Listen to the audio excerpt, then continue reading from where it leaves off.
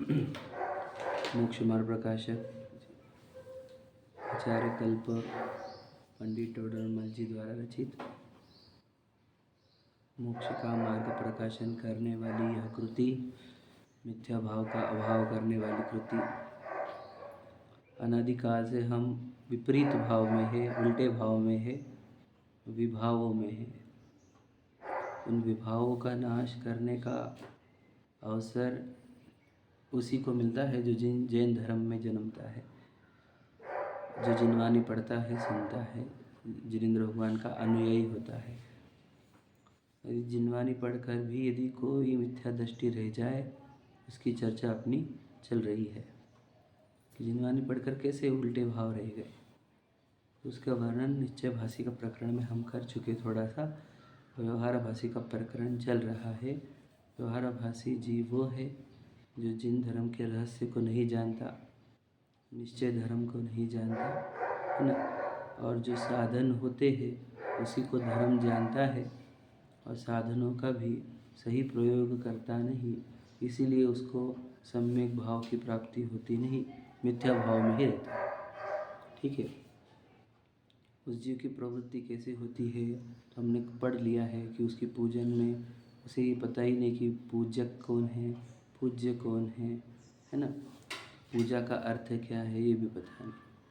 फिर उसको यदि देव, सच्चे गुरु, सच्चा धर्म पता नहीं है, दान में पात्र अपात्र पता नहीं है, और महंतता वाला कार्य करता है, प्रशंसा वाला कार्य करता है ना, देह को भोजन नहीं देने को ही तब समझता है।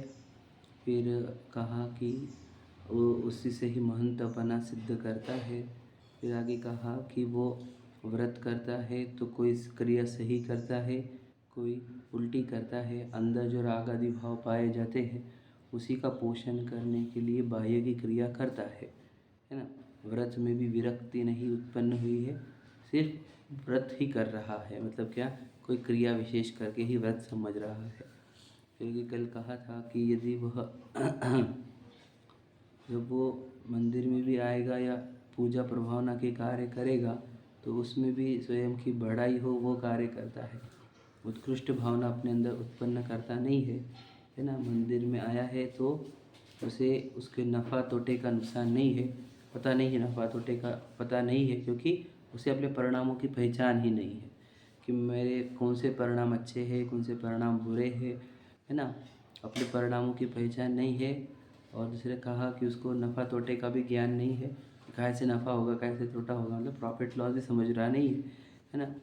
और ज़्यादा करके नुकसान ही करके जाता है। और अंतिम में कहा कि उसे विधि अविधि का भी ज्ञान नहीं है ना, कि ये सब कार्य की करने की विधि क्या होती है और अविधि क्या है, इसका भी उसको ख्याल नहीं है। इतनी चर्चा अपन कर चुके, समझ रहे। इसका सबका सार यह है कि वह जिन धर्म के रहस्य को जानता नहीं, यानी क्या, मूल वस्तु स्वरूप क्या है, वस्तु स्वरूप से धर्म क्या है, ये उसे कुछ पता नहीं है।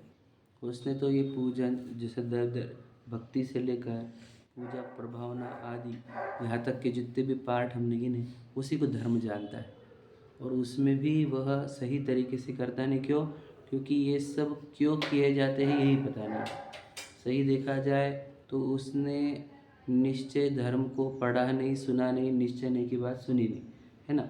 व्यवहार की बातें ही पढ़ी, सुनी, समझी, है ना। इसलिए कहा, मैंने आपको बताया था कि जैन धर्म में 99% बातें तो व्यवहार की ही होती है, 99%। 1% बात निश्चय की होती है। तो उसने 99% मतलब सब तरफ चर्चा, है ना, सब तरफ है सर्वश्रुत परिचित अनुभूत काम भोग बंधन की कथा, कि काम की, भोग की, बंधन की, कर्म बंधन की कथा है तो सर्व तरफ प्रचलित है। पर से भिन्न अपने आप में एक चैतन्य भगवान आत्मा की चर्चा न तो सुनी है, न परिचित है, न अनुभूत है। तो यही दुर्लभ है सबसे ज़्यादा, कि हम कौन है, हमारा स्वरूप क्या है, मेरे लिए धर्म क्या है, मेरे लिए अधर्म क्या है, इतना चिंतन उसके पास है नहीं। उसने व्यवहार को उसको लगता है कि पूजन करना है, भक्ति करना है, दान करना है ना, उपवास करना है, व्रत करना है, प्रभावना करनी है, उसी को धर्म माना है। और एक्चुअल धर्म समझता ही नहीं है, समझ रहे?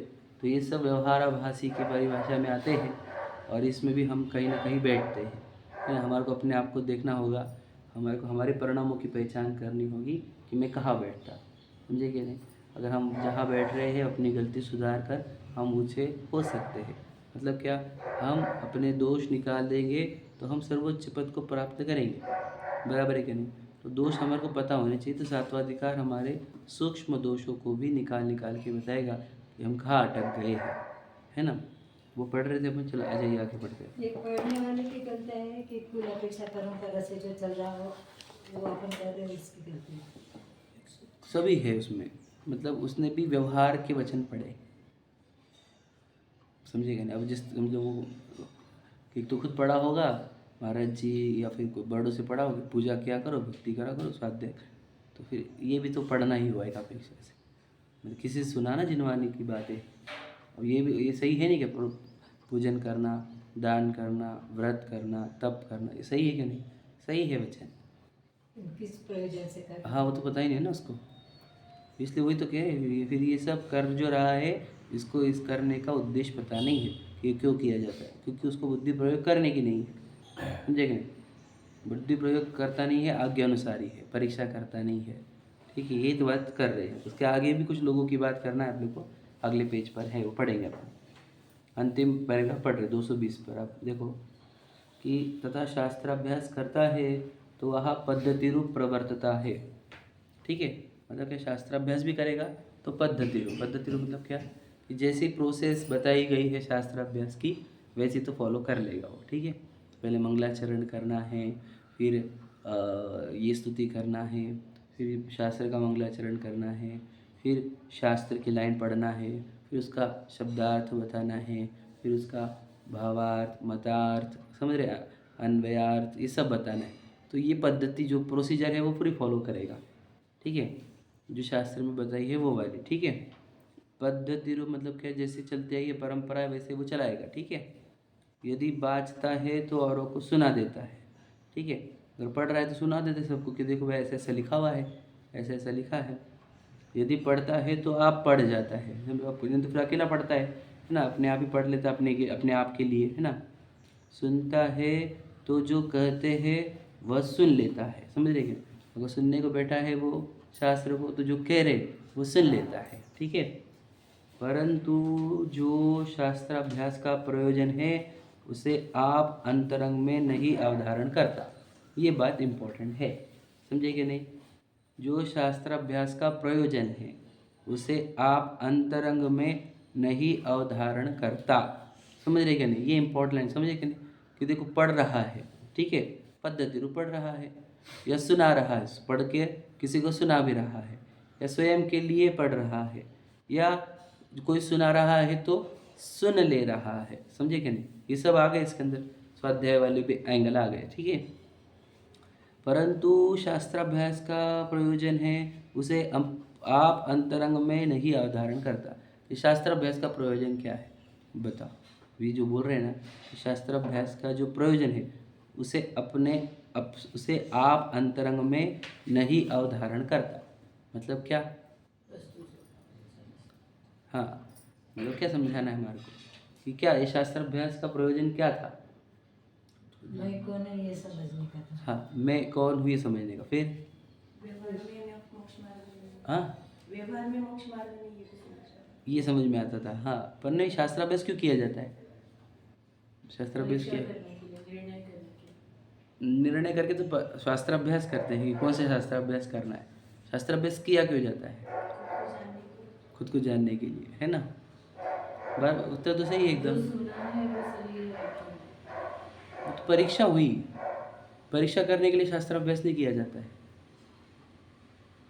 अपने आप को समझने के लिए। हाँ, देखो हम बताए ना, हम निगोद से जो निकले हैं, ये चारों गति भ्रमण कर रहे हैं, हम काहे के लिए कर रहे हैं भ्रमण बताओ। हम सुखी होना चाहते हैं, एकमात्र उद्देश्य सभी जीवों का कि हम सुखी होना चाहते हैं। हम सुखी कैसे होंगे तो कहते जब तक तू मोह में रहेगा तब तक दुखी रहेगा। रूल ये है, क्यों, मोह में समझो मैं मानता हूँ कि मैं विशाल हूँ, एग्जाम्पल में लीजिए, तो मुझे मोह हुआ है, पुद्गलों का कुछ आकार हुआ है कुछ दिन का, मिट्टी, कर्मों ने मिट्टी का एक आकार बना के दिया, ये वो टेम्पररी फेज है। देखो ये बालक से युवा, युवा से वृद्ध होते रहता है नहीं, मतलब तभी कभी खत्म हो जाएगा, कभी भी भरोसा नहीं, ठीक है।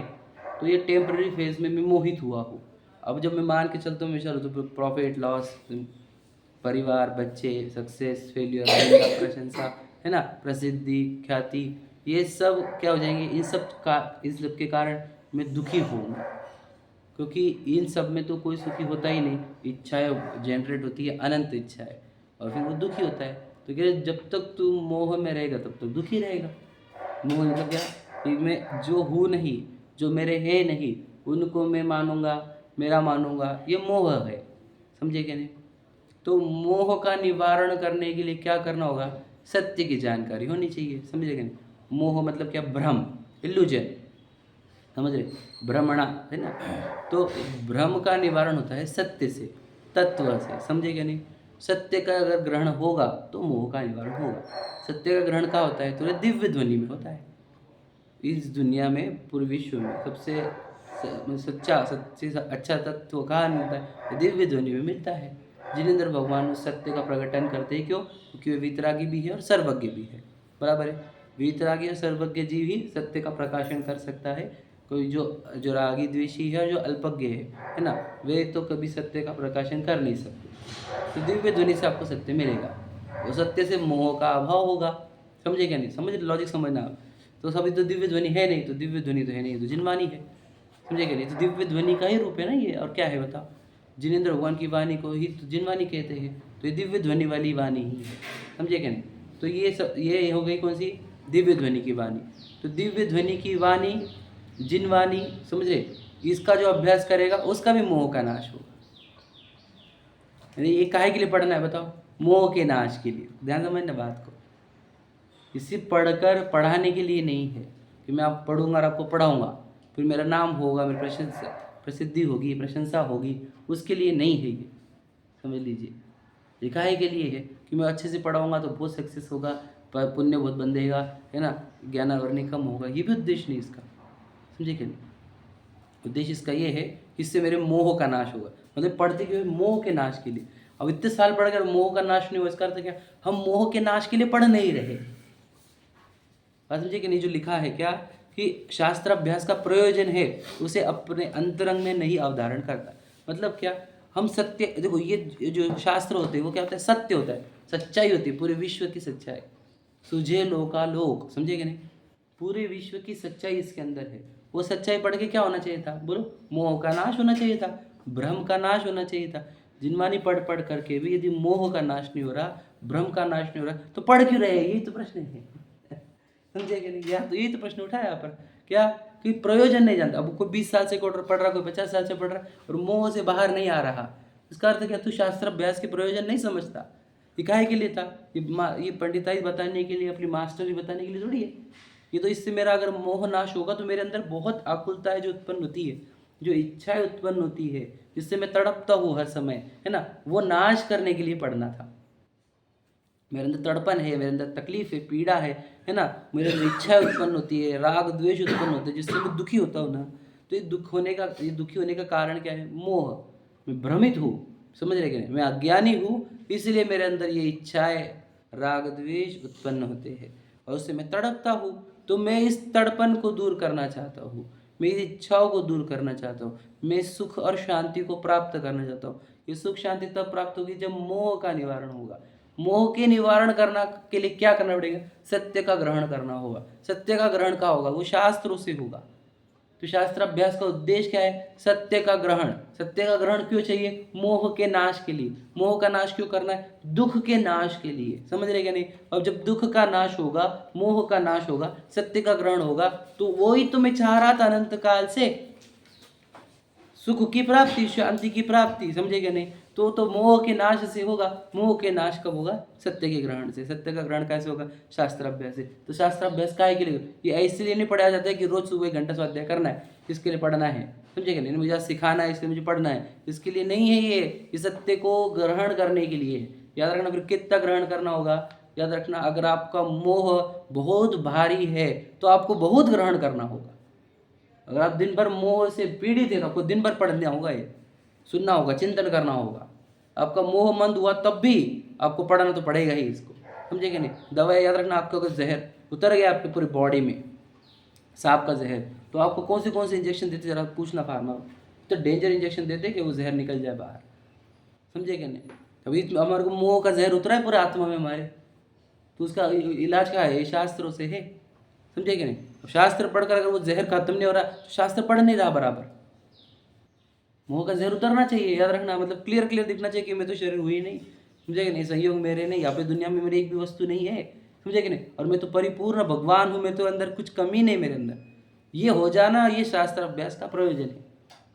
अगर ये कुछ हुआ ही नहीं हमारे साथ तो हम क्या पढ़ रहे हैं, हमारे शास्त्र हुआ, वो शास्त्र हुआ, वो शास्त्र हुआ, इतने शास्त्र हुए, इतने शास्त्र सुना रहे, समझा रहे, कुछ भी नहीं हुआ। क्या होना चाहिए कि ये शरीर तो मैं किंचित भी नहीं हूँ, एक कण मात्र का भी नहीं हूँ मैं, पूरा मिट्टी का ढेला है क्या नहीं। देखो एक एक परमाणु इसमें का चेतन है, एक भी परमाणु जानता देखता नहीं है, बिल्कुल देख लीजिए आप, पूरी ये मिट्टी का ढेला है, हड्डी मांस चमड़े का पूरा आकार है, ये तो मैं हूँ ही नहीं, पहली बार समझिएगा। मोह का निवारण, ये अगर ये निकला नहीं कि मैं शरीर नहीं हूँ तो हम पढ़ क्यों रहे हैं, ये तो प्रश्न चिन्ह उठता है कि पढ़ क्यों रहा है तू, तुझे ये शरीर हूँ यही मानने के लिए पढ़ना था क्या तुझे, सोचो आप। इसलिए पढ़ रहे हैं हम कि मैं शरीर हूँ, मैं शरीर हूँ। अरे तो ये पहली भ्रांति तो ये टूटनी चाहिए थी। असमान जाति द्रव्य पर्याय नो कर्म है, पूर्व कर्म के फल में उत्पन्न हुई सामग्री नो कर्म होता है ये, समझे क्या। मिट्टी का है, पूरा जलता है, सड़ता है, सब पता है हमारे को, फिर भ्रम क्यों टूटने दे हमारे, क्योंकि सत्य का ग्रहण हो रहा नहीं। हम पढ़ रहे हैं आचार्यों की वाणी को, लेकिन हमारे अंदर उसको सत्य बोल के स्वीकार नहीं रहे हम। हमें लगता है कि ये पढ़ना नॉलेज के लिए अच्छा है, नॉलेज के लिए नहीं है, ये मोह के निवारण के लिए। हमारे को ये बात गहरी उतारनी ही पड़ेगी कि अब किसकी गलती निकल रही है यहाँ पर, कि शास्त्राभ्यास पढ़कर भी कैसे रहेगी गलती, शास्त्राभ्यास करके गलती किसके रहेगी, ये गलती है। वो क्या मोह के निवारण के लिए नहीं पढ़ा, वो कौन से उद्देश्य के लिए पढ़ा, आपको खुद को खोजना होगा कि कौन से उद्देश्य के लिए पढ़ रहा हूँ मैं। अगर हम भ्रम में ही, याद रखना, हम भ्रम तोड़ना ही नहीं चाहते, भ्रम तोड़ने के लिए कौन सी मेहनत करी हमने, पता हमको यही पता नहीं कि हमारे अंदर दुख है कि सुख है। याद रखना, हम तो सांसारिक चीज़ों में सुख मान रहे हैं, मतलब हम तो कितने बड़े इल्यूजन में, क्या बताए, हमें प्रॉपर्टी अच्छी, पैसा अच्छा, प्रशंसा हो रही है, सब बढ़िया चल रहा है, जो मांगे वो हाजिर है, 7 पीढ़ियों तक कहीं सिस्टम हो लग गई हुई है, तो हम अगर हम सुखी है तो हम बहुत बड़े भ्रम में है, वो पता ही नहीं तुझे सच्चाई क्या है। ये अभी आंखें बंद होगी, अनंत काल लगेगा, जन्म मरण करते करते कितना काल लग जाएगा भरोसा नहीं, समझे कि नहीं। तो कहना यह है कि संसार में तो सुख है ही नहीं, फिर हम मैं दुखी हूँ तो मेरे दुख का कारण क्या है। अब मैं वापस जन्म मरण करेंगे अनंत काल तक, मुझे जन्म मरण नहीं करना है, मुझे बिल्कुल नहीं करना है। मेरे अंदर जिसके अंदर तड़पन होगी कि मुझे जन्म मरण नहीं करना अब इसके बाद, बहुत डेंजर है ये संसार, असार है एकदम। तो जिसको एक तड़पन उठेगी बोलेंगे संसार का कारण क्या है, मोह है, इस पूरे संसार का कारण मोह है।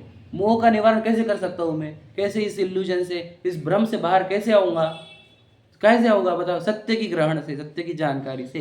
सत्य की जानकारी कहाँ मिलेगी मुझे, दिव्य ध्वनि में मिलेगी। दिव्य ध्वनि तो है नहीं अभी, तो वो वाणी है वो उनकी, जो दिव्य ध्वनि को लिपिबद्ध किया गया है, वो वाणी है यहाँ पर। इससे मेरे मोह का अभाव होगा, इस मोह के अभाव से क्या होगा, मेरे समस्त दुखों का अभाव होगा, कर्मों का अभाव होगा, अनंत सुख की, अनंत शांति की प्राप्ति होगी।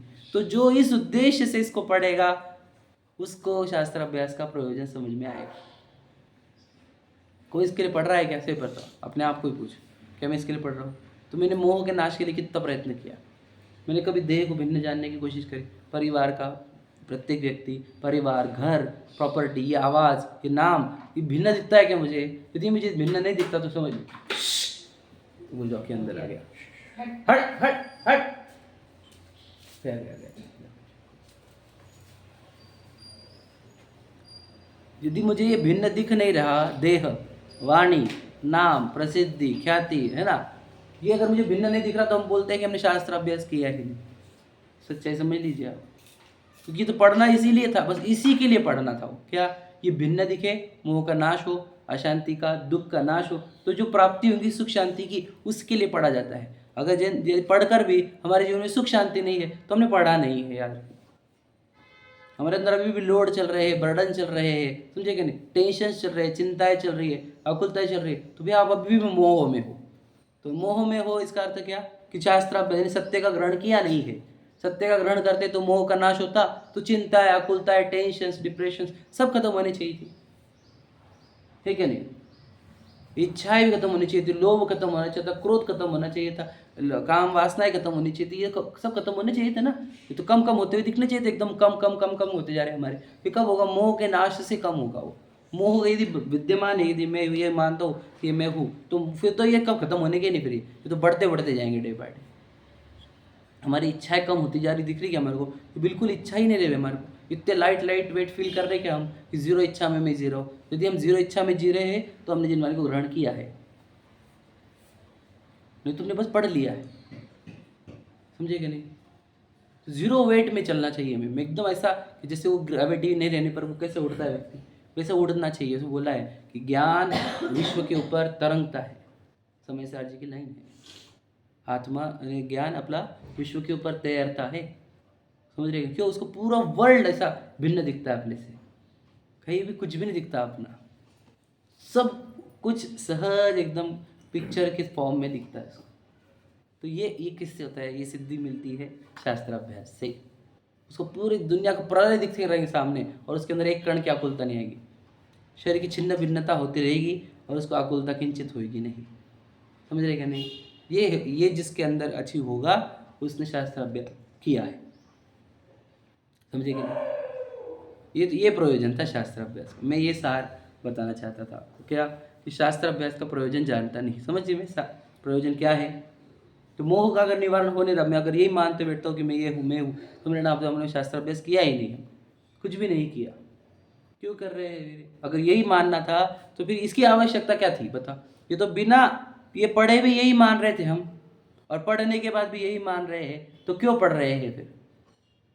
बिना पढ़े तो हम भी परिवार को अपना मान रहे थे, और पढ़ने के बाद भी परिवार को अपना मान रहे, तो पढ़ क्यों रहे हैं?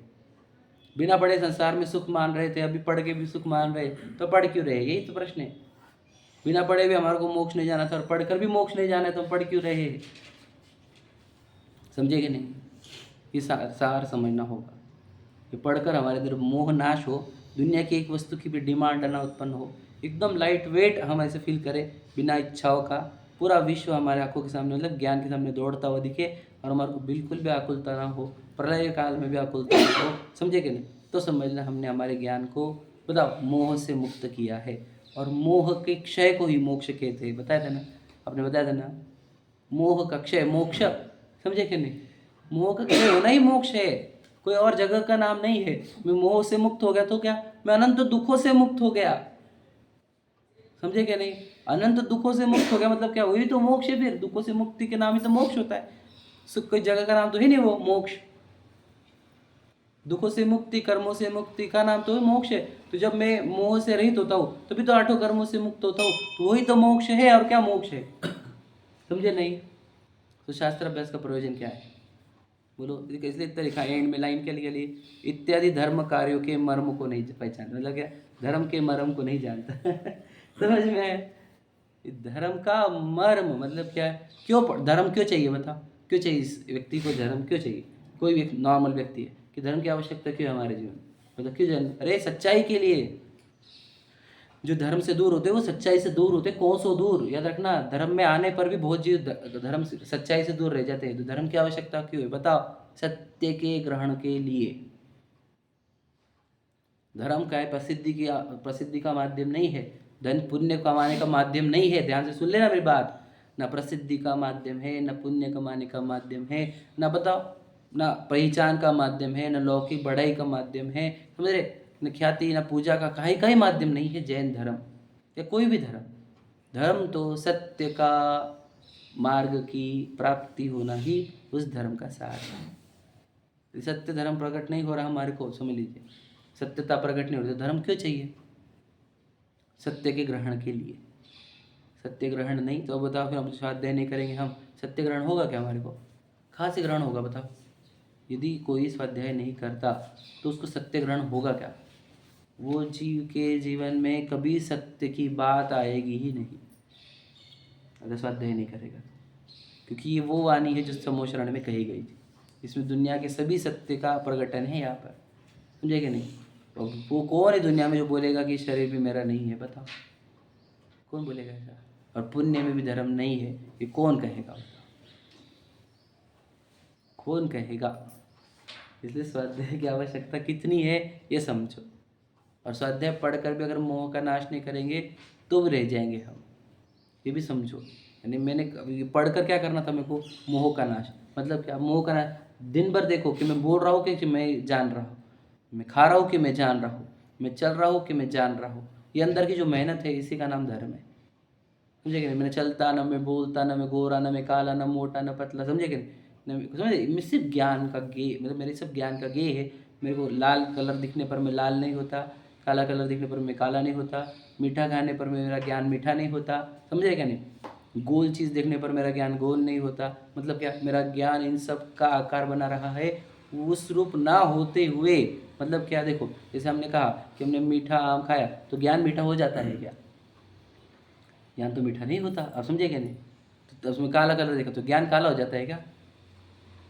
तो जब ज्ञान काला नहीं होता, मीठा नहीं होता, गोल नहीं होता, तो शरीर भी नहीं होता। ज्ञान शरीर को जानता है तो शरीर हो जाता है कि नहीं होता है। ज्ञान शब्दों को जानता है तो शब्द बोलते हुए भी ज्ञान उससे भिन्न है, समझे कि नहीं। ये विज्ञान जो करेगा वो सत्य की ओर प्रकट होगा, क्योंकि सच्चाई ये है कि हम बोलते नहीं, हम चलते नहीं, हम खाते पीते नहीं, हम सबको जानते हैं, ये सच्चाई है। ये कब समझेंगे हम इस इल्यूजन में रहेंगे जिनवानी पढ़ करके भी, तो हम कब आएंगे रियलिटी में? मोह का क्षय कब होगा? अब रियलिटी ये है कि हमें तो बिल्कुल बोल नहीं रहा है यहाँ पर, समझे क्या नहीं। अब किसी बातें कर रहे पागल जैसे, समझे कि नहीं। अब आपको समझना होगा रियलिटी क्या है। हम तो चैतन्य वस्तु है, ये देह का परिणमन चल रहा है बोलने का, समझे क्या नहीं। वहाँ पर एक राग का परिणमन चल रहा है बोलने के राग का, और एक में चेतन वस्तु। तो इसकी सूक्ष्मता गहराई हमारे को उतरनी पड़ेगी ना, जब हम पढ़ेंगे जिनवानी तो होगी सूक्ष्मता गहराई पकड़ में आएगी। नहीं तो कौन कौन मानेगा ये कि मैं बोल नहीं रहा, बताओ कौन।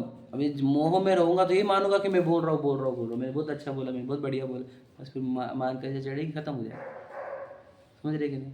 और हम बोल नहीं सकते, ये भेद ज्ञान करते आना। भेद ज्ञान मतलब ये डिफ्रेंसिएशन, समझे कि नहीं। सच्चाई ये है कि हमने आज तक दुनिया में हमने एक भी चीज़ करी नहीं, एक भी चीज़ आज तक, अनंत काल से लेकर आज तक, और आज से लेकर अनंत काल तक हम दुनिया में एक भी कार्य नहीं करते, उसी को ही अकर्ता ज्ञाता कहा जाता है। ज्ञाता वो रहता है जो कर नहीं सकता, वो जो ज्ञान जो सिर्फ जान सकता है। तो क्या किया हमने आज तक हमने एक भी चीज़ नहीं करी, और ब्रह्म ने हमारे को ये बताया कि पूरी चीज़ें मैं कर रहा हूँ। तो इस भ्रम का अभाव करना ही मोह का अभाव करना है। जब हमारे को पूरी दुनिया का ज्ञाता दिखूंगा मैं, तो हमने मोह का अभाव किया, समझे कि नहीं। तो कर्ता बना मानना ये भी मोह का ही खेल है। 4 खेल होते हैं उसके, वही ना, एकत्व, ममत्व, कर्तृत्व, भोक्तृत्व। देह मैं हूँ, ये मेरी है, मैं कर रहा हूँ, मैं तो बोल रहा हूँ, मैं तो चल रहा हूँ, ये कर्तृत्व। भोक्तृत्व, मैंने ये खाया, मैंने वो खाया, मैंने टच किया, मैंने वो किया, भोक्तृत्व। ये चारों भी चीज़ें अपनी नहीं है।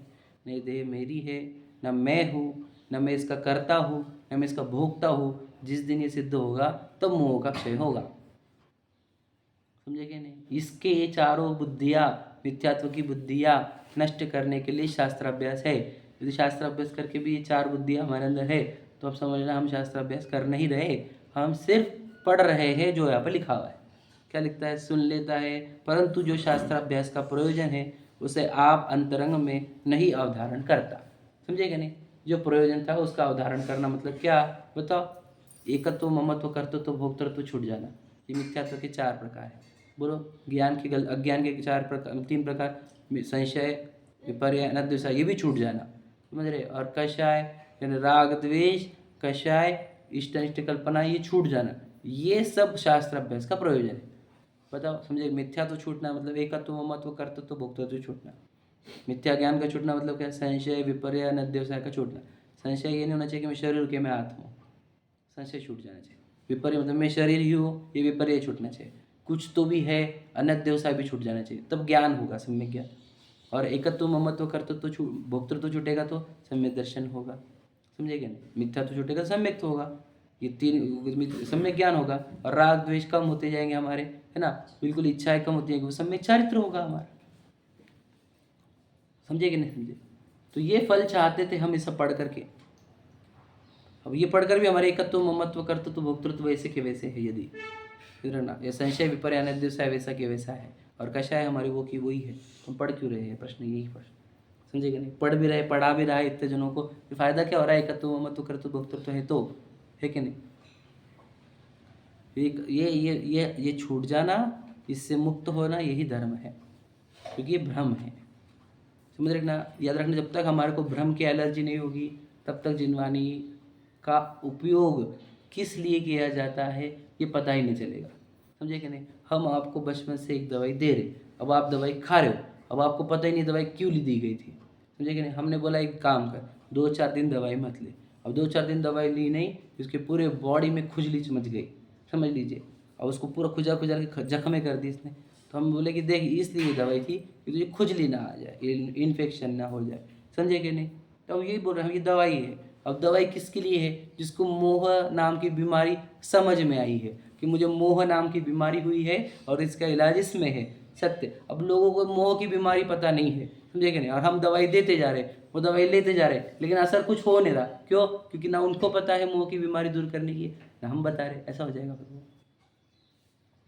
जिनवानी काहे के लिए? मोह की बीमारी दूर करने, ये इलाज है। पूरी दुनिया में मोह का इलाज जिनवानी में ही है और कहीं नहीं है। मोह के नाश के लिए कितनी पूजा करो, विधान करो, यात्रा करो, नियम लो, व्रत लो, अणुव्रत लो, महाव्रत लो, कुछ भी होगा नहीं मोह के नाश के लिए। मोह के नाश के लिए आपको पढ़ना होगा और उसका प्रयोग करना होगा अंदर, वेद ज्ञान। समझे क्या नहीं। यही उपाय है इसका, मोह के क्षय का। क्या बताया आचार्य कुंद ने 80वीं गाथा में प्रवचन साजी में कि जो अनंत भगवान को द्रव्य गुण पर्याय से जानेगा, कि भगवान जी को हमने द्रव्य गुण पर्याय से जाना क्या? नहीं। तो द्रव्य गुण पर्याय से जब तक भगवान जी को जानेंगे नहीं हम, तब तक आत्मा भी जानने में नहीं आएगा, इसलिए मोह का क्षय भी नहीं होगा। किसने किया द्रव्य गुण पर्याय से भगवान जी को जाना? क्या हमने? भगवान जी के सामने खड़ा। बोलते तो है, बोलने की बात नहीं है, हाँ, समझने ऐसा जानने की। इसमें नहीं है। द्रव्य गुण पर्याय मतलब कौन से द्रव्य है भगवान जी? जी द्रव्य। गुण कौन से चल रहे हैं उनके? ज्ञान, दर्शन, सुख, वीर्य से अनंत गुण है उनके अंदर। समझे। गुण नित्य है और पर्याय अनंत ज्ञान, अनंत दर्शन, अनंत सुख, अनंत वीर्य, ऐसी पर्याय चल रही है। तो ऐसे भगवान जी दिखने चाहिए। कौन से? शरीर से पीछे, समझे कि नहीं। शरीर के भीतर जो चैतन्य वस्तु है वो अनंत भगवान है, जिनके प्रदेशों में से अनंत ज्ञान, अनंत सुख, अनंत वीर्य ये चल रहा है जिनके प्रदेशों में। समझे कि नहीं समझे। तो जो भगवान जी को वो शरीर के भीतर वो अनंत चतुष्टय वाला देखता है, उसको इस शरीर के भीतर एक अनंत गुणों का वैभव वाला भगवान दिखता है। अब जिसको अनंत गुणों का वैभव वाला भगवान दिखता है उसका मोह क्षय होता है। ऐसे आचार्य कुंद ने इतनी सिंपल प्रोसीजर दी हमारे को मोह के क्षय की। बताओ, इतना सिंपल प्रोसीजर। तो फिर आप बोलेंगे भगवान जी को द्रव्य गुण पर्याय से कैसे पहचानते? तो द्रव्य गुण का पर्याय का अभ्यास कर। फिर द्रव्य गुण पर्याय क्या होती है? उसीलिए जिनवानी पढ़ी जाती है। ये पूरा शास्त्र पढ़कर क्या करना है? द्रव्य गुण पर्याय पहचानने हैं। द्रव्य गुण पर्याय से क्या? फिर भगवान जी को पहचान। द्रव्य गुण पर्याय से, द्रव्य गुण पर्याय से भगवान जी को पहचाना, फिर अपने को द्रव्य गुण पर्याय से पहचान कि मैं कौन सा द्रव्य हूँ, मेरे गुण कौन से, मेरे पर्याय कौन सी। और जब द्रव्य गुण पर्याय स्वयं को पहचान लेता है तो मोह का क्षय हो जाता है। अपन वस्तु कौन सी वो पता चल जाती है, मोह का क्षय हो जाता है। बस अल्पकाल में निर्वाण होना है। समझे भैया प्रोसीजर। अगर हम ये प्रोसीजर फॉलो नहीं, मतलब ये पढ़ते क्यों है बताओ? द्रव्य गुण पर्याय का अच्छे से अभ्यास हो जाना चाहिए हमारा, मतलब उसकी पूरी डिटेल्स अच्छे से, पूरा स्टडी अच्छे हो जाना चाहिए, अंदर हमारा ज्ञान व्यवस्थित हो जाना चाहिए। फिर उसको जिनेंद्र भगवान के ऊपर अप्लाई करो कि भगवान जी कौन सी वस्तु है, द्रव्य कौन सा है, गुण कौन से, पर्याय कौन सी है। तो भगवान जब उस शरीर के अंदर भगवान जी दिखने लग गए हमारे को ज्ञान में हमारे, ठीक है, तो हमारे को भगवान जी का एक्चुअल स्वरूप समझ में आ जाएगा। क्योंकि वो शरीर तो है नहीं उनको, है ना, शरीर तो बाहर है और वो शरीर से रहित है। समझ रहे भगवान जी। अनंत चतुष्टय वाला कौन हुआ है? शरीर थोड़ी हुआ है, आत्मा हुई है। वो अनंत चतुष्टय वाली आत्मा अगर आपको ट्रेस हो गई तो आपको आत्मा नाम का कंसेप्ट ट्रेस हो जाएगा। तो फिर इधर भी शरीर के भीतर वो अनंत गुणों का वैभव वाला चैतन्य भगवान दिखेगा। और वो चैतन्य भगवान दिखना इज इक्वल टू मोह का क्षय हो जाना कि मैं तो चैतन्य वस्तु हूँ, शरीर थोड़ी हूँ। शरीर कौन सा है? द्रव्य गुण पर्याय से ही मिट्टी है। समझे कि नहीं समझे। अब जिसको ये द्रव्य गुण पर्याय का अभ्यास से ये मिट्टी दिखेगी और अपन चैतन्य भगवान दिख गए, उसका मोह का क्षय हुआ। और जिसको ये मिट्टी दिखती नहीं और द्रव्य गुण पर्याय का अभ्यास नहीं है, उसको तो कितना भी कर दो, बताओ कि शरीर नहीं अपन, शरीर नहीं अपन, उसको लगेगा कैसे नहीं बोलेगा भी कि मैं आत्मा हूँ, लेकिन उसको ये पक्का पकड़ में आएगा नहीं कि मैं आत्मा हूँ, बोलेगा बस बात। इसलिए जिनवानी का अभ्यास, द्रव्य गुण पर्याय का अभ्यास अच्छे से करो, है ना। उससे जिनेंद्र भगवान का द्रव्य गुण पर्याय से देखो और फिर अपने आप को द्रव्य गुण पर्याय से देखो कौन हूँ मैं। समझे कि नहीं। ये चलता उठता बैठता हुआ तो पूरा के पूरा पुद्गल है द्रव्य गुण पर्याय। चलना मतलब क्या? पैर, स्पर्श गुण ये चलना होता है। बोलना मतलब ये भी स्पर्श गुण है। और वो आवाज़ जो निकलती है, वो जो टकरा रही है परमाणु से, है ना, वो भी स्पर्श गुण है। समझे क्या नहीं? उसकी पर्याय है, द्रव्य गुण पर्याय से देखो कि मैं सोया तो वो भी स्पर्श गुण है, मैं खाया वो रस गुण है, समझ लीजिए। तो ये तो पुद्गलों के खेल है। द्रव्य गुण पर्याय से देखो इस सब चीजों को, तो ये बिल्कुल हम कहीं पे भी नहीं इसके अंदर। इन सब में जो जानन जान हो रहा है, जो पैर चल रहा है ना, जो पैर पैर पड़ रहे हैं, तो कौन सा हुआ कौन सा नहीं हुआ, क्या हुआ, किधर जाने का किधर जाने का, ये जो विकल्प अंदर जो ज्ञान, राग के पीछे जो ज्ञान है वो मैं हूँ। समझिएगा नहीं? आपको गहराई से उतरना पड़ेगा। ये पढ़ना, इस शास्त्र पढ़ने का उद्देश्य ये था कि हमारे को ये सच्चाई समझ में आए कि अपन इधर कहीं पर भी नहीं है, अपने से ये सब भिन्न है। जहाँ देह अपनी नहीं का अर्थ क्या होता है बताओ? कितने बार बोल चुके हैं हम, लाखों बार बोल चुके हैं ना। तो उसका अर्थ क्यों नहीं पकड़ रहे हम? शास्त्र इसलिए पढ़ाया जाएगा आपको कि देह को मैं मानने के लिए। जहाँ देह हम अपनी नहीं का अर्थ क्या होता है? ये होता है मोह का नाश करो। जहाँ देह अपनी नहीं है, जहाँ देह अपनी लग रही है वहाँ पे मोह मोह है। समझे कि नहीं? जहाँ देह अपनी नहीं लगेगी वहाँ मोह का क्षय है। समझ में आया ना? पढ़ते चलो आगे। वो हम दिख सकता है ना, इसके लिए सो पकड़ में अब नहीं। क्या, हाँ, अब वो बोलते क्या होता है, फिर हम देखते कौन सा कलर है हाथ भगवान जी का, तो हम अंदर कलर देखेंगे तो कलर में तो दिखेगा नहीं। समझे कि नहीं? अब आँखों से देखने की आदत है हमारी, ठीक है नहीं? ज्ञान, इसलिए ज्ञान का प्रयोग करो। जैसा अपने आत्मा भी और उनका भी वैसे ही होता है कि दिखती नहीं ना, इसके लिए वो कलर से मत लो, टेस्ट से लो, टेस्ट। समझ ली क्या नहीं? मैं आपको बताता हूँ, समझ लो क्या कि टेस्ट पकड़ में आनी चाहिए। देखो भगवान, हम बोलते हैं कि आत्मा भी टेस्ट से पकड़ में आती है। कौन से टेस्ट? ज्ञान की टेस्ट। मतलब क्या कि जानन जानन कहाँ हो रहा है उसको देखो। अब हम आपको बोल रहे हैं कि 2 सेकंड के लिए कुछ भी मत जानो, तो कर सकते क्या आप? तो यहाँ जानन जानन कंटिन्यू चल रहा है ना, कहाँ चल रहा है वो? शरीर के कौन से अंग में चल रहा है जानन जानन, बताओ? तो ये तो स्पष्ट है, आंवले पे रखे, हाथ पे रखे आंवले के समान है, फिर भी दिखता क्यों नहीं? क्योंकि यही तो मोह है। इतना स्पष्ट भिन्न हूँ मैं शरीर से, फिर भी दिखता नहीं। वो हमेशा एग्जाम्पल देता हूँ ना मैं, उस वो डिज़ाइन में से एक बार आपको भगवान महावीर दिख गए तो हमेशा दिखेंगे। लेकिन जब पहली बार दिखने के लिए बहुत मेहनत करनी पड़ेगी, ठीक है नहीं? वो रहता है ना, गौर से देखना होगा। तो आपको अंदर भी गौर से देखो, तो ये शरीर का चलना उठना बैठना तो प्रपुद्गल का है, स्पर्श रस गंध वर्ण गुण है।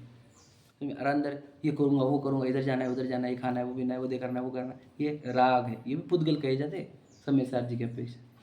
और उसके पीछे जो आनंद जानन है, इन सब भावों को जानने वाला वो चैतन्य है, वो भगवान है, वो मैं हूँ। अब आपको भगवान जी को देखना पड़ेगा पहले, फिर भगवान जी को देख के अपने आपको दिख जाएगा आपको। समझेगा नहीं? अगर दिखा ही नहीं तो फिर हम पढ़ क्यों रहे? वो देखने के लिए तो पढ़ना था। बताओ, अगर आप 15वीं 16वीं गाथा देखेंगे तो क्या लिखा उसके समय सार जी की गाथा में कि बोले जिसने अपने आप को अबद्ध अस्पृष्ट अनन्य नियत अविशेष असंयुक्त देख लिया, उसने समस्त जिन शासन को देख लिया। जिसने आत्मा को देख लिया उसने पूरे जिन शासन को देख लिया, उसका कुछ भी बाकी नहीं रहा। क्योंकि पूरा जिन शासन आत्मा को दिखाने के लिए ही। क्यों आत्मा को दिखाना क्या इंपॉर्टेंट है? वही तो भगवान है एक्चुअल, वही तो रियल भगवान है, वही वस्तु स्वरूप से भगवान है, उसी को दिखाने के लिए पूरा शासन। और वही नहीं देखा तो फिर पढ़ लिया कितना सारा, क्या काम का आया? कुछ भी काम का नहीं आया। समझे कि नहीं समझे? तो पूरा की पूरा जिन शासन क्या के लिए समर्पित है? आत्मा दिखाने के लिए। क्योंकि आत्मा कौन है? भगवान, वही वास्तविक भगवान। समझे गए? उस भगवान की आराधना से ये भगवान बनते। समझे कि नहीं? तो मोक्ष है, समझे? शास्त्र का पढ़ना तो मुझे, और प्रभु का समय हो गया, कल पढ़ेंगे हम। चलिए। सहजानंदी